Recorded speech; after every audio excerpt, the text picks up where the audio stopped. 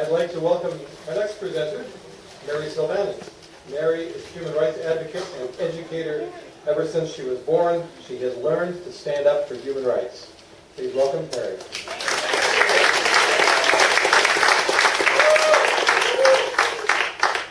In this case, I'm going to be sitting down for human rights. My name is Mary. I am a person with a mobility disability and a mental illness.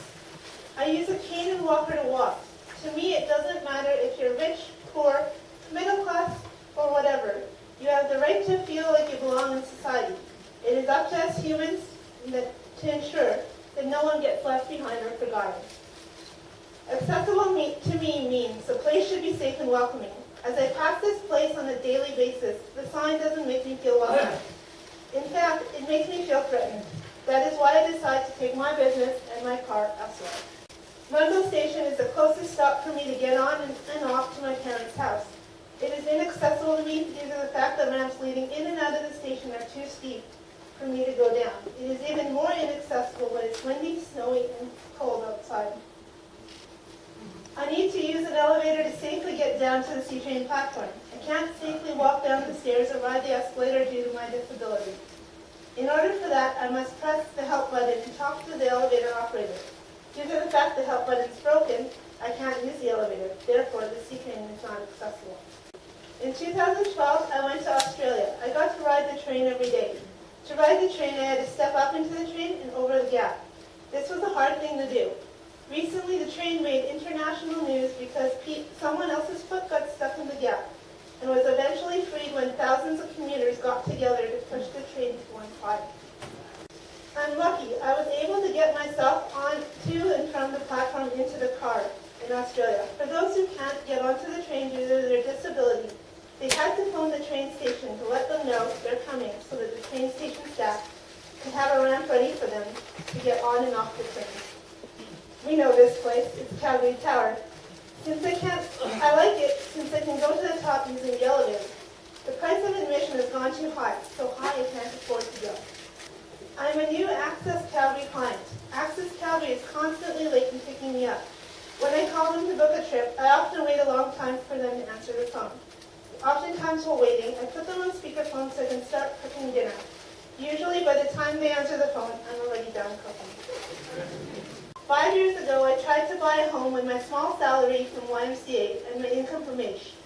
I found this is the only type of home I could afford. It is unsafe for me to live in.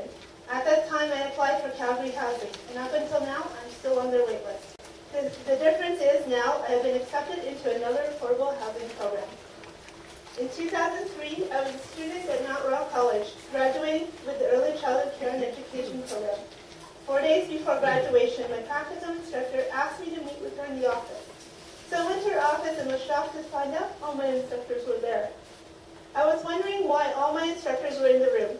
They said to me that they agreed to let my practicum instructor change all my grades straight from A's to F's.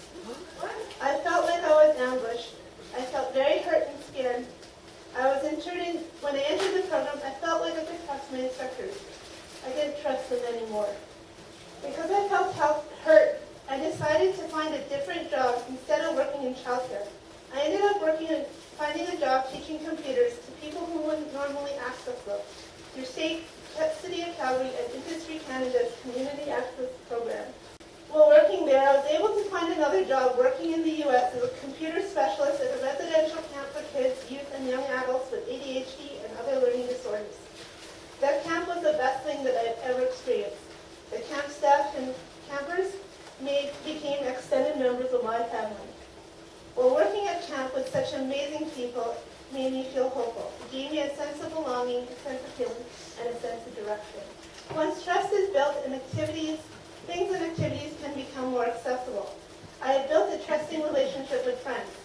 They helped me use an all-terrain human and attitude power wheelchair called the Trail Rider to help me hike up Tombstone Mountain in Kananaskis country. We didn't pave the trail. We modified our attitude to make the trip fun and safe for everyone.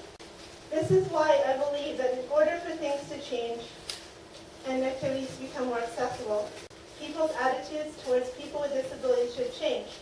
Rocky Mountain Adaptive Sports Center and Chris Kelowna have volunteers with good attitudes. It's because they are making activities more accessible.